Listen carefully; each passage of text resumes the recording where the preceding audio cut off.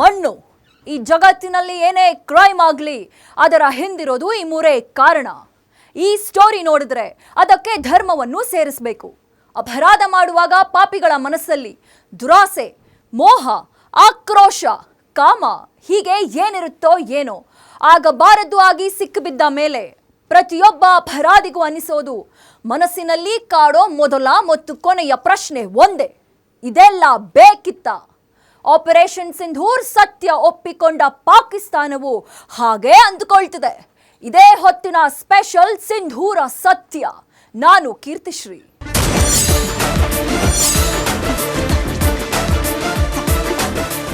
ಪಾಪಿ ಪಾಕಿಸ್ತಾನಕ್ಕೆ ಭಾರತ ಕೊಟ್ಟ ಪ್ರತೀಕಾರದ ಏಟಿಗೆ ಒಂದೊಂದೇ ಸತ್ಯ ಹೊರಗೆ ಬರ್ತಿದೆ. ಜಗತ್ತಿನ ಮುಂದೆ ಏನೂ ಆಗಿಲ್ಲ, ಯಾವ ಹಾನಿಯೂ ಆಗಿಲ್ಲ ಅಂತ ಪೋಸ್ ಕೊಟ್ಟರು ಬುಡುವೆ ಸುಟ್ಟು ಕರ್ಕಲಾಗಿದೆ. ಆಪರೇಷನ್ ಸಿಂಧೂರ್ ಕಾರ್ಯಾಚರಣೆಯಿಂದ ಸುಧಾರಿಸಿಕೊಳ್ಳೋಕೆ ಹೆಣಗಾಡ್ತಿರೋ ಪಾಕಿಸ್ತಾನ ಕೊನೆಗೂ ಸತ್ಯ ಒಪ್ಪಿಕೊಂಡಿದೆ. ಕೆಣಕಿ ತಕ್ಕ ಶಾಸ್ತ್ರಿ ಮಾಡಿಸ್ಕೊಂಡ ಮೇಲೆ ಭಾರತ ದಾಳಿ ಮಾಡಿದ್ದು ನಿಜ ಅಂತ ಪಾಕ್ ಪ್ರಧಾನಿಯೇ ಒಪ್ಪಿಕೊಂಡಿದ್ದಾರೆ. ಅಷ್ಟಕ್ಕೂ ಪಾಕಿಸ್ತಾನ ಆಪರೇಷನ್ ಸಿಂಧೂರ್ ಸತ್ಯ ಒಪ್ಪಿಕೊಂಡಿದ್ದು ಹೇಗೆ ಗೊತ್ತಾ? ತೋರಿಸ್ತೀವಿ ನೋಡಿ. ಸುಳ್ಳೇ ಸುಳ್ಳು, ಈ ಭೂಮಿ ಮ್ಯಾಲೆ ಎಲ್ಲ ಸುಳ್ಳು. ಸುಳ್ಳೇ ಸುಳ್ಳು, ಈ ಭೂಮಿ ಮ್ಯಾಲೆ ಎಲ್ಲ ಸುಳ್ಳು. ನಾನು ಸುಳ್ಳು, ನೀನು ಸುಳ್ಳು, ಅವನು ಸುಳ್ಳು, ಇವನು ಸುಳ್ಳು. ನಾನು ಸುಳ್ಳು, ನೀನು ಸುಳ್ಳು, ಅವನು ಸುಳ್ಳು, ಇವನು ಸುಳ್ಳು. ಬ್ರಹ್ಮ ಗೀಚಿದ ಹಣೆಬರ ಸುಳ್ಳು, ಸೃಷ್ಟಿಕರ್ತಾವ ಮೊದಲೇ ಸುಳ್ಳು. ಸುಳ್ಳೇ ಸುಳ್ಳು, ಈ ಭೂಮಿ ಮ್ಯಾಲೆ ಎಲ್ಲ ಸುಳ್ಳು.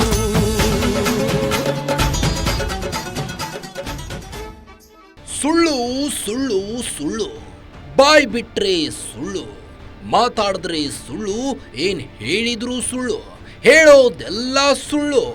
ಇದು ಪಾಕಿಸ್ತಾನಿಯರ ಹುಟ್ಟು ಗುಣಾನೋ ಅಥವಾ ಸುಳ್ಳೇ ರಕ್ತವಾಗಿ ಹರಿತಿದೆಯೇನೋ ಗೊತ್ತಿಲ್ಲ. ಪಾಕ್ ಪ್ರಧಾನಿ ಶಹಬಾಜ್ ಶರೀಫ್ನಿಂದ ಹಿಡಿದು ಸರ್ಕಾರದಲ್ಲಿ ಇರೋರೆಲ್ಲ ಸುಳ್ಳು ಹೇಳೋದ್ರಲ್ಲಿ ಎಕ್ಸ್ಪರ್ಟ್. ಇವರಿಗೆ ಇವರೇ ಸರಿಸಾಟಿ. हिंदुस्तान ने अपने बैलिस्टिक मिसाइल अभी लॉन्च किए हैं. एक नूर खान एयरपोर्ट में गिरा है और कुछ और दूसरे इलाकों में गिरे हैं.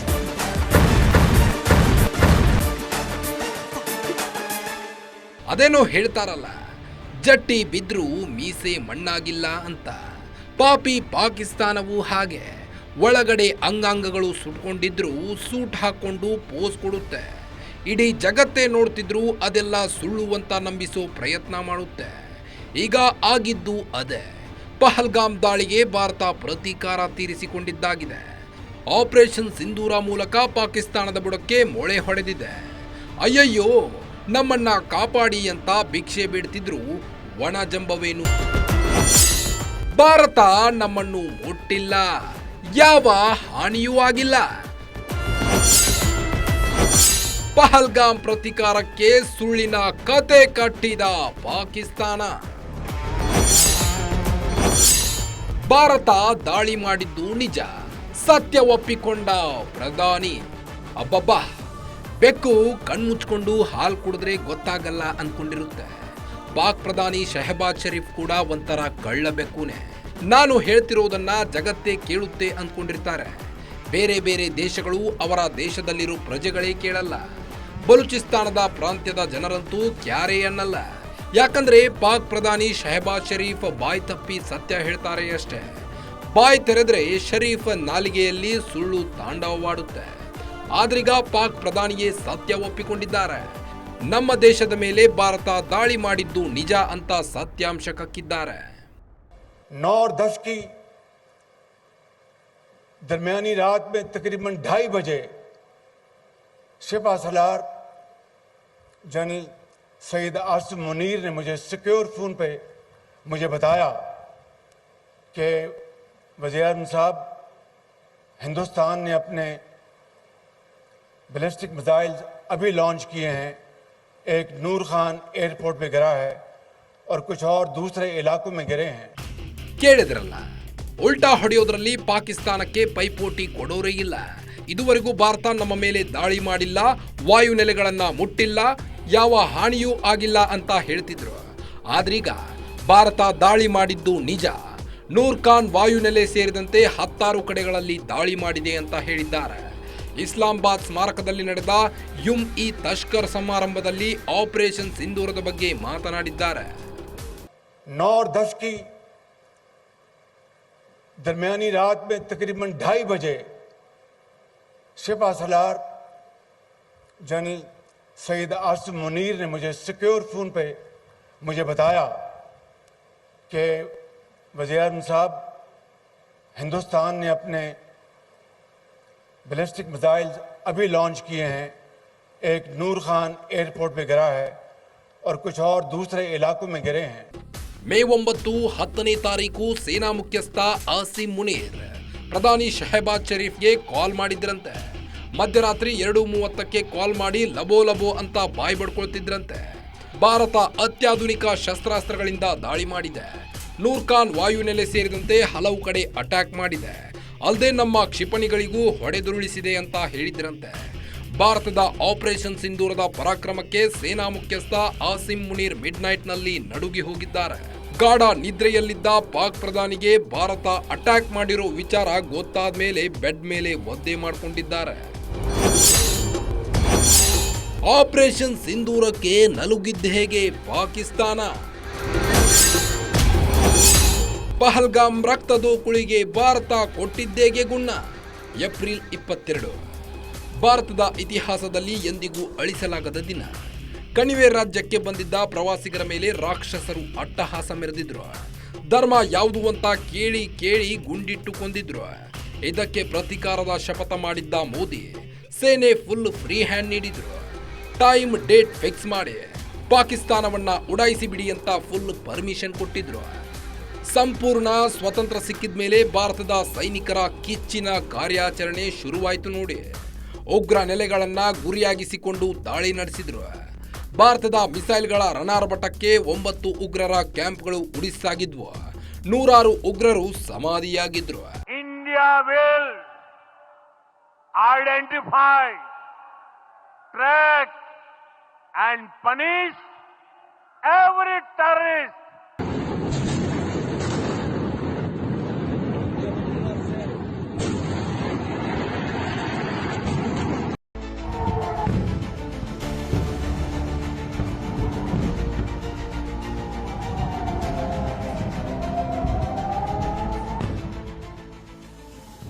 ಉಗ್ರರ ನೆಲೆಗಳನ್ನ ಒಡಿಸ್ ಮಾಡಿದ ಮೇಲೆ ಭಾರತ ಸುಮ್ಮನಾಗಲಿಲ್ಲ. ಪಾಕಿಸ್ತಾನದ ನೌಕಾನೆಲೆಗಳು, ಸಿಟಿಗಳು, ಸೇನಾ ಕೇಂದ್ರ ಕಚೇರಿಗಳ ಮೇಲೆ ಕ್ಷಿಪಣಿ ದಾಳಿ ನಡೆಸಿತ್ತು. ಭಾರತ ಏನ್ ಮಾಡ್ಕೊಳ್ಳುತ್ತೆ ಅಂತ ಆರಾಮವಾಗಿದ್ದ ಪಾಕ್ ಪ್ರಧಾನಿ ಶಹಬಾಜ್ ಶರೀಫ್ಗೆ ಈಗ ಗೊತ್ತಾಗಿದೆ. ಭಾರತ ಹಾಗೂ ಭಾರತದ ಪ್ರಧಾನಿಯನ್ನ ಕೆಣಕಿದ್ರೆ ಏನಾಗುತ್ತೆ ಅಂತ. 3 ದಿನ ಆ 3 ಭಾರತದ ಯೋಧರು ಪಾಕಿಸ್ತಾನದ ವಿರುದ್ಧ ದೀಪಾವಳಿಯನ್ನ ಆಚರಿಸಿದ್ರು. ಒಂದೊಂದೇ ಪ್ರದೇಶಗಳನ್ನ ಗುರಿಯಾಗಿಸಿಕೊಂಡು ಮಿಸೈಲ್ಗಳನ್ನ ಹಾರಿಸಿ ಬೆಚ್ಚಿ ಬೀಳುವಂತೆ ಮಾಡಿದ್ರು. ಭಾರತದ ಮೇಲೆ ಅಟ್ಯಾಕ್ ಮಾಡೋಕೆ ಬಂದ ಪಾಕ್ನ ಡ್ರೋನ್ಗಳು ಗಡಿ ದಾಟೋಕ್ಕೂ ಮುಂಚೆಯೇ ನಮ್ಮ ಸೈನಿಕರು ಹೊಡೆದುರುಳಿಸಿದ್ರು.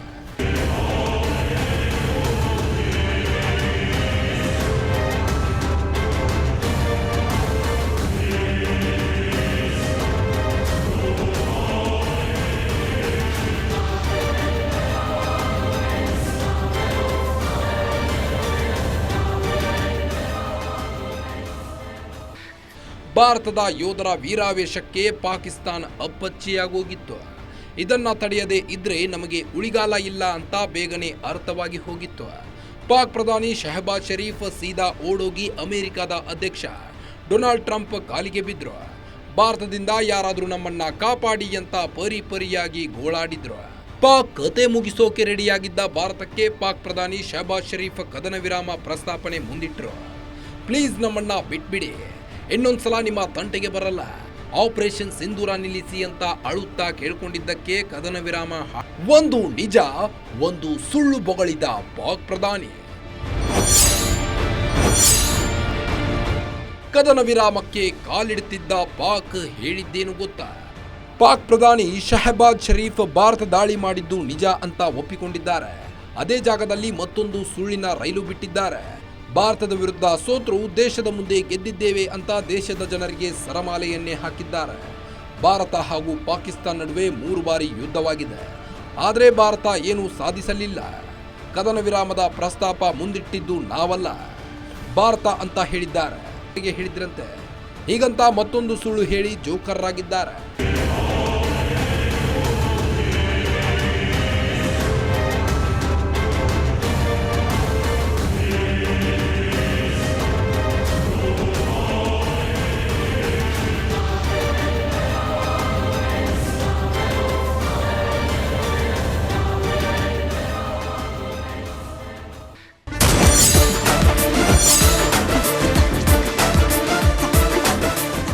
ಉಗ್ರರ ಸ್ವರ್ಗ ನಾಡು ಪಾಕಿಸ್ತಾನದಲ್ಲಿ ಮೊದಲೇ ತಿನ್ನೋಕೆ ಗತಿ ಇಲ್ಲ, ದೇಶ ಮುನ್ನಡೆಸೋಕು ದುಡ್ಡಿಲ್ಲ.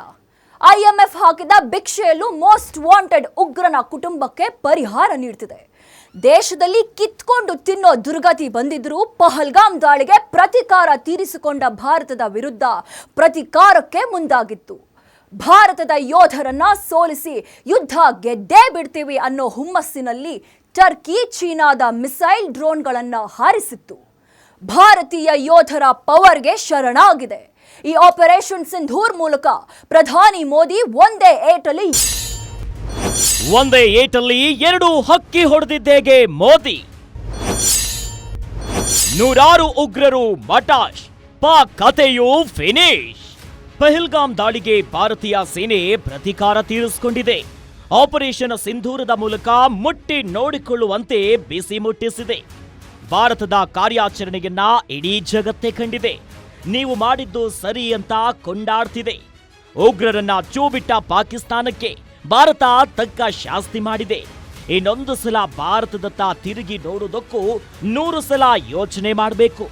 ಹಾಗೆ ಭಾರತೀಯ ಸೈನಿಕರು ನುಗ್ಗಿ ಹೊಡೆದಿದ್ದಾರೆ. ನಮ್ಮ ಯೋಧರು ಕೊಟ್ಟ ಪ್ರತೀಕಾರದ ಏಟು ಹೇಗಿತ್ತು ಅಂದ್ರೆ ಪಾಕಿಸ್ತಾನಕ್ಕೆ ಹೇಳ್ಕೊಳ್ಳೋಕ್ಕಾಗ್ತಿಲ್ಲ, ಅನುಭವಿಸೋದಕ್ಕೂ ಆಗ್ತಿಲ್ಲ. ಒಂದು ರೀತಿ ನರಕ ಯಾತನೆಯನ್ನ ಅನುಭವಿಸ್ತಾ ಇದೆ.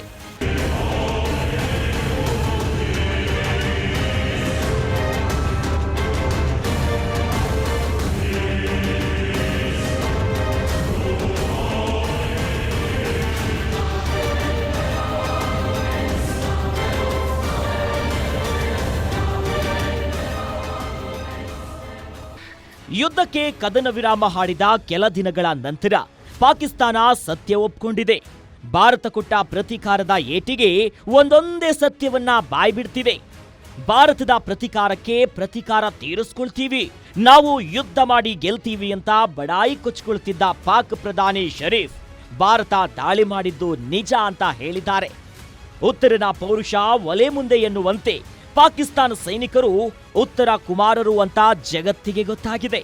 ಪಾಕ್ ಬಾಯಿಂದಲೇ ಆಪರೇಷನ್ ಸಿಂಧೂರ ಸತ್ಯ ಹೊರಬರುವಂತೆ ಮಾಡಿದ್ದು ಪ್ರಧಾನಿ ನರೇಂದ್ರ ಮೋದಿ.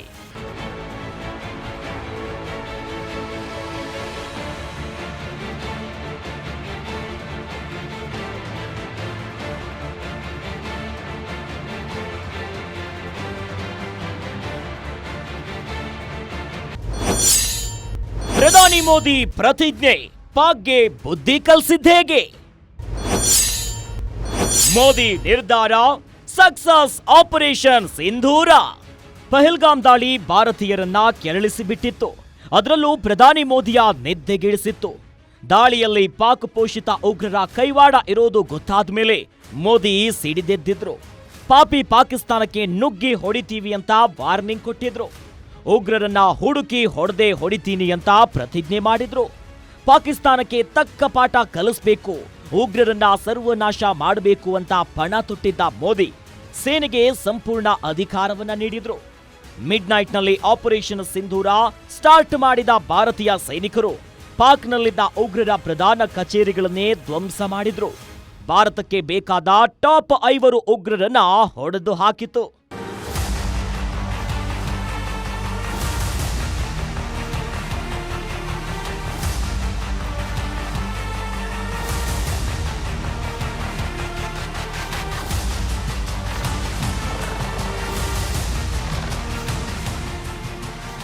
ಭಾರತದ ದಾಳಿಯಲ್ಲಿ ಮೋಸ್ಟ್ ವಾಂಟೆಡ್ ಉಗ್ರ ಮಸೂದ್ ಅಜಾರ್ ಜಸ್ಟ್ ಮಿಸ್ ಆಗಿದ್ದ.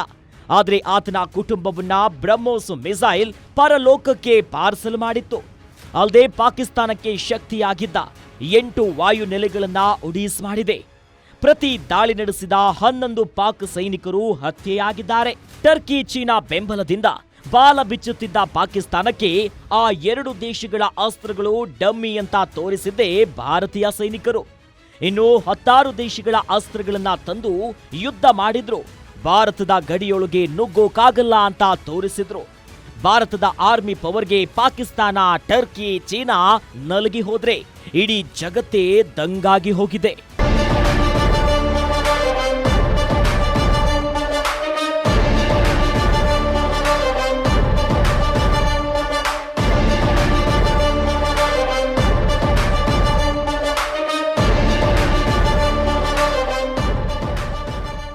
ಪ್ರಧಾನಿ ಮೋದಿ ಆಪರೇಷನ್ ಸಿಂಧೂರದ ಮೂಲಕ ಒಂದೇ ಏಟಲ್ಲಿ 2 ಹಕ್ಕಿಯನ್ನ ಹೊಡೆದಿದ್ದಾರೆ.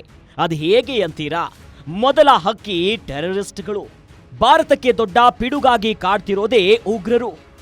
ಭಾರತದ ವಿರುದ್ಧ ಕತ್ತಿ ಬೆಸೆಯೋ ಎಲ್ಲ ಉಗ್ರ ಸಂಘಟನೆಗಳನ್ನ ಪೋಷಣೆ ಮಾಡ್ತಿರೋದು, ಬೇಕಾದ ಸೌಲಭ್ಯಗಳನ್ನ ನೀಡ್ತಿರೋದು, ಉಗ್ರ ಚಟುವಟಿಕೆಗಳಿಗೆ ಹಣ ನೀಡ್ತಿರೋದು ಪಾಕ್ ಸರ್ಕಾರವೇ.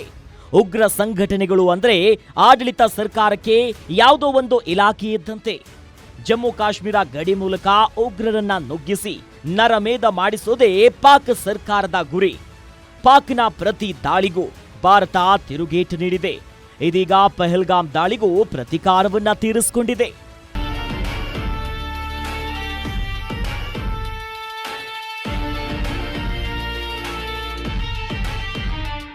भारत माता की, भारत माता की, भारत माता की, माता की।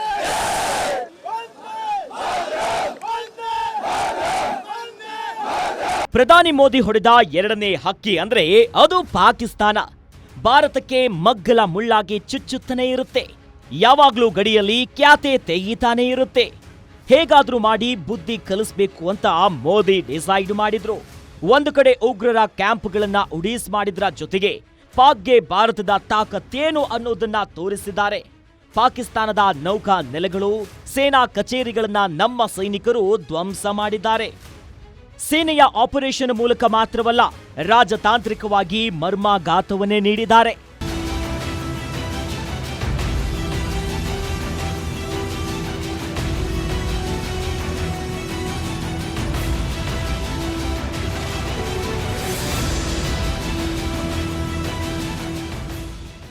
ಭಾರತ ಪಾಕ್ ಯುದ್ಧಕ್ಕೆ ಕದನ ವಿರಾಮ ಆಗಿದೆಯಷ್ಟೇ.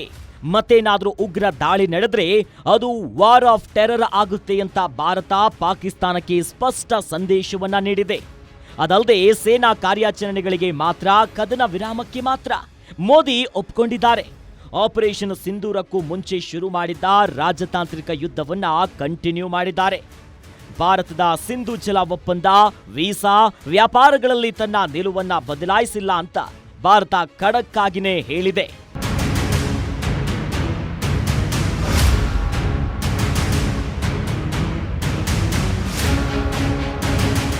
ಪ್ರಧಾನಿ ಮೋದಿಯ ನಿಲುವು ಉಗ್ರರನ್ನ ಪಾಕ್ ಗಡಿಯಾಗಲಿ ಅಥವಾ ಪರಮಾಣು ಬೆದರಿಕೆಯಾಗಲಿ ರಕ್ಷಣೆ ಮಾಡಲ್ಲ ಅಂತ ಪ್ರೂವ್ ಮಾಡಿದ್ದಾರೆ. ಇನ್ನು ಎನ್ಎಸ್ಎ ಅಜಿತ್ ದೋವಲ್, ವಿದೇಶಾಂಗ ಸಚಿವ ಎಸ್ ಜೈಶಂಕರ್ ಅವರ ನಿಲುವು ಭಾರತಕ್ಕೆ ಪಾಕಿಸ್ತಾನದ ವಿರುದ್ಧ ದೊಡ್ಡ ಯಶಸ್ಸು ತಂದುಕೊಟ್ಟಿದ್ದು ಸುಳ್ಳಲ್ಲ. ಅದರಲ್ಲೂ ಮುಖ್ಯವಾಗಿ ಪ್ರಧಾನಿ ಮೋದಿಯ ನಡೆಗಳು ರಣರಂಗವನ್ನೇ ಬದಲಿಸಿದೆ. ಭಾರತದ ಮುಂದೆ ಪಾಕಿಸ್ತಾನ ಮಂಡಿಯೂರುವಂತೆ ಮಾಡಿದೆ.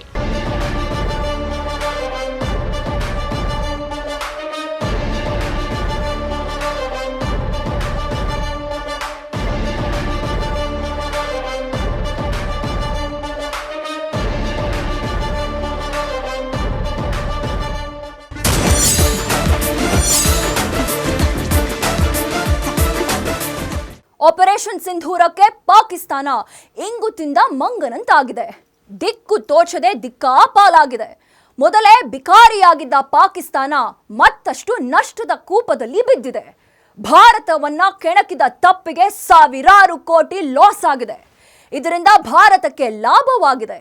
ಅದೇನು ಅಂತೀರಾ? ಇಲ್ಲಿದೆ ನೋಡಿ.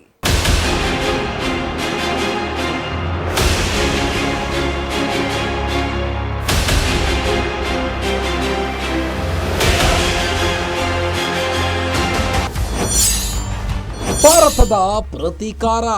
ಪಾಕಿಸ್ತಾನಕ್ಕೆ ನಷ್ಟ ಆಗಿದ್ದೆಷ್ಟು? ನಷ್ಟದ ಕೂಪದಲ್ಲಿ ಪಾಕ್, ಭಾರತ ಕೊಟ್ಟಿದ್ದೇಗೆ ಶಾಕ್.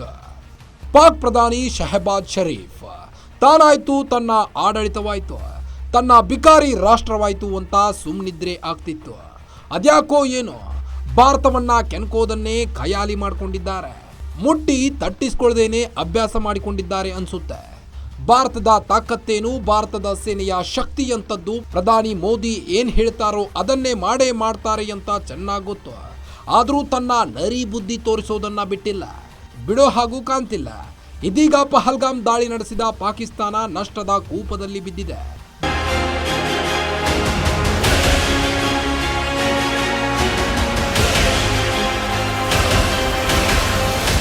ಭಾರತಕ್ಕೆ ಬುದ್ಧಿ ಕಲಿಸೋಕೆ ಹೋಗಿ ಪಾಕಿಸ್ತಾನ್ ತಾನೇ ತನ್ನ ಕಾಲು ಮೇಲೆ ಕಲ್ಲು ಹಾಕಿಕೊಂಡಿತು. ಹೌದು, ಭಾರತೀಯ ವಿಮಾನಗಳಿಗೆ ತನ್ನ ಏರ್ ಸ್ಪೇಸ್ ಮುಚ್ಚಿದ ಪಾಕಿಸ್ತಾನ ಓವರ್ ಫ್ಲೈಟ್ ಶುಲ್ಕದಿಂದ ಗಳಿಸುವ ಆದಾಯ ಕಳೆದುಕೊಂಡಿತ್ತು. ವಿಶ್ವದ 3ನೇ ಅತಿ ದೊಡ್ಡ ಮತ್ತು ವೇಗದ ವಾಯುಯಾನ ಮಾರುಕಟ್ಟೆಯಾದ ಭಾರತದಿಂದ ಬರ್ತಿದ್ದ ಓವರ್ ಫ್ಲೈಟ್ ಶುಲ್ಕದ ಆದಾಯ ಪಾಕಿಸ್ತಾನಕ್ಕೆ ಸಿಗದಂತಾಗಿತ್ತು. ಇದರಿಂದ ಪಾಕಿಸ್ತಾನಕ್ಕೆ ಲಕ್ಷಾಂತರ ಡಾಲರ್ ನಷ್ಟವಾಗಿತ್ತು. ಓವರ್ ಫ್ಲೈಟ್ ಶುಲ್ಕದಿಂದ ಪ್ರತಿ ವರ್ಷ ಪಾಕಿಸ್ತಾನ $100 ಮಿಲಿಯನ್ ಗಳಿಸುತ್ತಿತ್ತು. ಭಾರತದಿಂದ ಯುರೋಪ್, ಅಮೆರಿಕ ಸೇರಿ ಪಶ್ಚಿಮ ರಾಷ್ಟ್ರಗಳ ಕಡೆ 100 ಫ್ಲೈಟ್ಗಳು ಹಾರಾಡುತ್ತವೆ. ಇವೆಲ್ಲ ಪಾಕಿಸ್ತಾನದ ಮೇಲೆಯೇ ಹೋಗುತ್ತವೆ. ಹೀಗಾಗಿ ಓವರ್ ಫ್ಲೈಟ್ ಶುಲ್ಕವನ್ನು ಪಾಕಿಸ್ತಾನಕ್ಕೆ ಪಾವತಿಸುತ್ತಿದ್ದವು.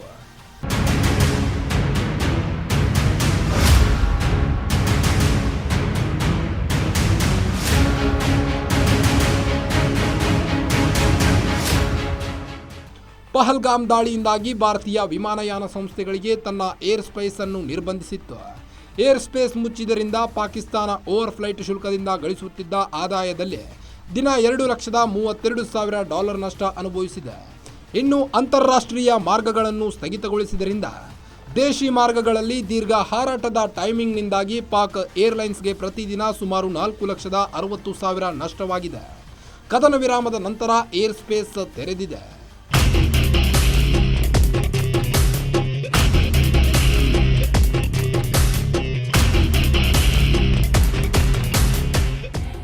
ಭಾರತದ ಏರ್ ಸ್ಟ್ರೈಕ್ನಿಂದ ಪಾಕಿಸ್ತಾನಕ್ಕೆ ಬರೋಬ್ಬರಿ $1 ಬಿಲಿಯನ್ ನಷ್ಟವಾಗಿದೆ.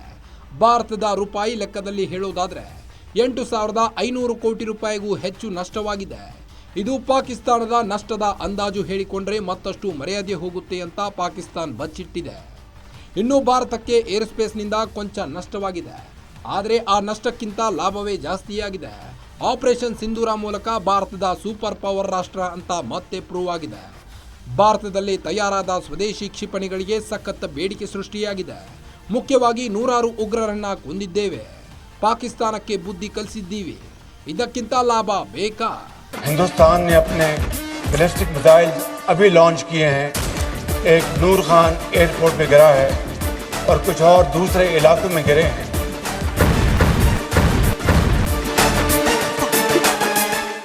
ರಣ ಹೇಳಿ ಪಾಕಿಸ್ತಾನ ಭಾರತದ ಪ್ರತಿಕಾರಕ್ಕೆ ಪ್ರತಿಕಾರ ತೀರಿಸ್ಕೊಳ್ತೀವಿ ಅಂತಿತ್ತು. ಯುದ್ಧ ಮಾಡ್ತೀವಿ ಅಂತ ಮೀಸೆ ತಿರುವಿತ್ತು. ಆಪರೇಷನ್ ಸಿಂಧೂರದ ಕಾರ್ಯಾಚರಣೆಗೆ ಸೋತು ಸುಣ್ಣವಾಗಿದೆ. ಭಾರತ ಶಕ್ತಿಯ ಮುಂದೆ ನಮ್ದೇನೂ ನಡೆಯಲ್ಲ ಅಂತ ಗೊತ್ತಾದ ಮೇಲೆ ಇದೆಲ್ಲ ಬೇಕಿತ್ತ ಅಂದುಕೊಳ್ತಿದೆ. ಇದಾಗಿತ್ತು ಈ ಹೊತ್ತಿನ ಸ್ಪೆಷಲ್. ನೀವು ನೋಡ್ತಾ ಇದ್ದೀರಾ ಗ್ಯಾರಂಟಿ ನ್ಯೂಸ್. ಸುದ್ದಿ ಖಚಿತ, ನ್ಯಾಯ ನಿಶ್ಚಿತ.